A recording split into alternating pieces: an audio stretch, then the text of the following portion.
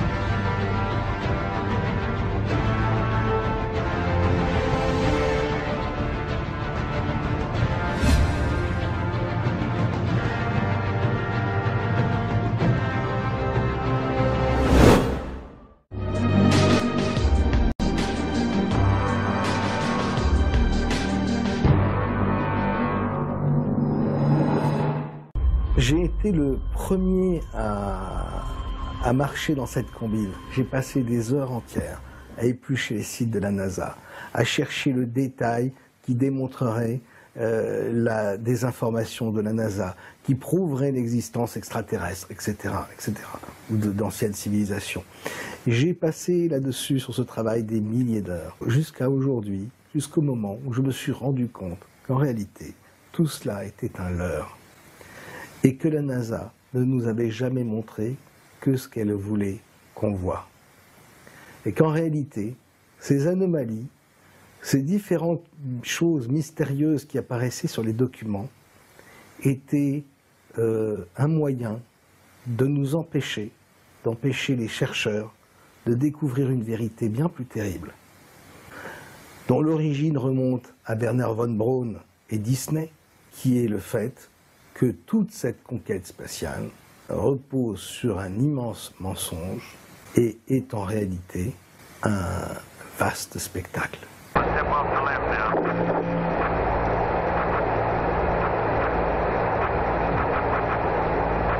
one small step for man, one giant leap.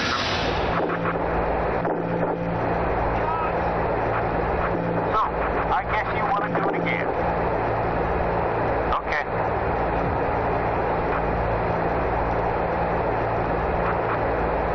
Sorry, Mr. Washington. La première chose que les chercheurs ont découvert récemment, cette chose nous avait échappé parce qu'on était trop occupés à regarder les anomalies, les petits détails sur les photos, les petites lumières.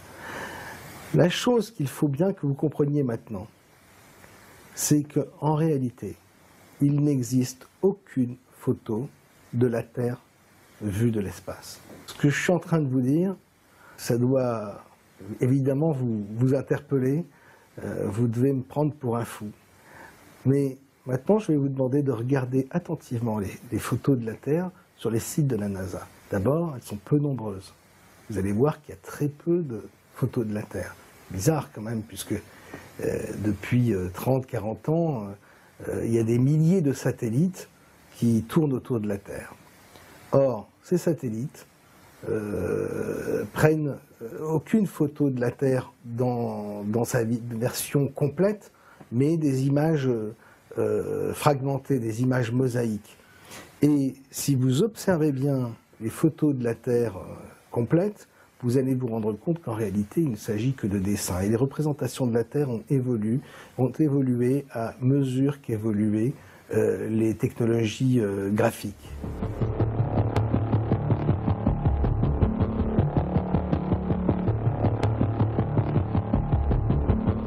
Il faut que vous sachiez une chose importante, c'est que les photos de la Terre les plus connues, quand je dis photos, mettez des guillemets, les photos de la Terre les plus connues datent de 1972, les dernières. Les dernières photos de la Terre, qui sont dans les encyclopédies, dans les livres scolaires, etc., sont les photos qui ont été prises par les missions Apollo. Depuis, il n'y a plus une seule photo de la Terre. Si vous regardez ces photos, qui datent donc des années 70, vous allez vous rendre compte qu'il y a plein de problèmes autour de ces images. En réalité, ce sont bel et bien des dessins. Je vais vous donner un élément, un indice, un élément de preuve de cette supercherie. Vous allez taper dans Google la Terre en rotation sur 24 heures. Vous allez avoir quelques vidéos, il n'y en a pas tant que ça. Mais regardez les vidéos des années 80-90 de la Terre qui tourne sur elle-même. Il y a plusieurs versions qui proviennent de différentes méthodes. Mais ce qu'il y a de surprenant dans ces images, dans ces vidéos, dans ces images de la Terre qui tournent sur elles-mêmes, c'est que les nuages qui sont au-dessus du globe ne bougent pas. Alors, quand vous vous levez le matin chez vous, que vous levez les yeux au ciel, vous allez voir le soleil, vous allez voir un beau temps, et puis dans l'après-midi, dans le soir, il peut y avoir un grain, il peut y avoir de la pluie, etc. Ce n'est pas le cas dans ces vidéos de la Terre en rotation. Ensuite, La rareté des photos de la Terre est très suspecte. Comme je vous l'ai dit, il y a des milliers de satellites. Comment se fait-il qu'aucun de ces satellites ne photographie la Terre à toutes les secondes? C'est-à-dire que les photos de la Terre devraient être ce qu'il y a de plus fréquent, de plus visible sur Internet. Ça devrait être les photos les plus visitées, les plus vues. Or, c'est tout le contraire. Quand je vous parle de dessin pour les images de la Terre, ça va tellement loin qu'il y a même certaines photos, et une qui est très connue, une photo prise par Apollo de la Terre pleine, où on voit carrément les nuages de la Terre qui sont en fait faites en copier-coller, et vous avez des formes de nuages qui sont doublées, triplées, etc. On voit vraiment qu'il s'agit d'un montage. Maintenant, la question que j'ai envie de vous poser, moi, c'est comment expliquer qu'à une époque où tout le monde fait des selfies, des dizaines de milliers de selfies à longueur de journée, et que nous sommes tous dans un monde de l'image où nous prenons tous des photos sans arrêt, comment se fait-il qu'il n'y ait pas un satellite de préférence géostationnaire, c'est-à-dire situé à 36 000 km, qui permettent d'avoir le recul pour photographier la Terre pleine? Et comment se fait-il qu'il n'y ait pas un seul satellite qui dispose d'un appareil photo montrant la Terre comme une sorte de webcam que l'on pourrait regarder, visionner à longueur de journée sur Internet? Ça, c'est une question quand même qui me paraît extraordinairement problématique. Apparemment, là où je veux en venir, c'est qu'il y a un gros problème sur, la réalité de la conquête spatiale, évidemment, mais aussi sur la réalité du monde dans lequel nous vivons. Cette absence de photographie non discutable, cette absence de photographie de la Terre qui persiste depuis maintenant plus de 40 ans, pose vraiment un grave problème. Si vous regardez les photos de la Terre prises par Apollo sur les sites de la NASA, que vous les mettez sur votre logiciel Photoshop, vous allez voir que la plupart du temps, les terres ont été détourées et mises, posées, copiées-collées sur un fond noir. En augmentant la luminosité, en baissant le contraste, vous allez vous rendre compte du montage absolu de ces images. C'est tellement flagrant qu'à certains endroits, on a détouré la Terre au niveau des pôles, et qu'il manque d'ailleurs des parties de la Terre.